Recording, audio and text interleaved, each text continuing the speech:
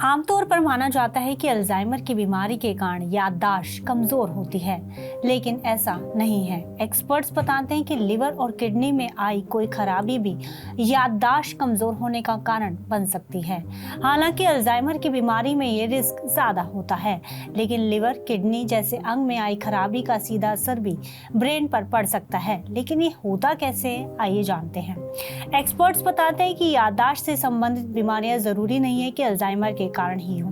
Kidney, liver और thyroid की बीमारी के कारण भी याददाश्त कमजोर हो सकती है। इसके अलावा किसी दवा के साइड इफेक्ट, विटामिन B12 की कमी या ब्रेन में ब्लड क्लॉटिंग की वजह से भी मेमोरी लॉस की समस्याएं हो सकती हैं। ऐसे में इन बीमारियों पर बहुत ज्यादा ध्यान देने की जरूरत है।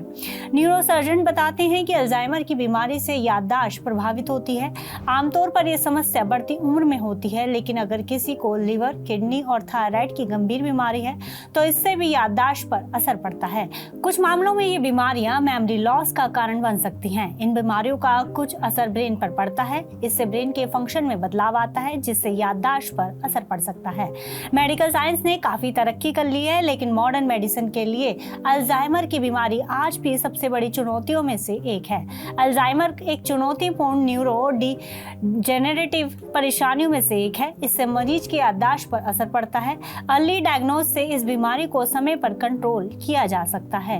विश्व स्वास्थ्य संगठन के मुताबिक हर 5 सेकंड में अल्जाइमर का एक नया केस विश्व स्तर पर रिपोर्ट किया जाता है। दुनिया भर में इस बीमारी के 40 मिलियन से ज्यादा मरीज हैं। इनमें से लगभग 60% मरीज 65 वर्ष से अधिक आयु के हैं।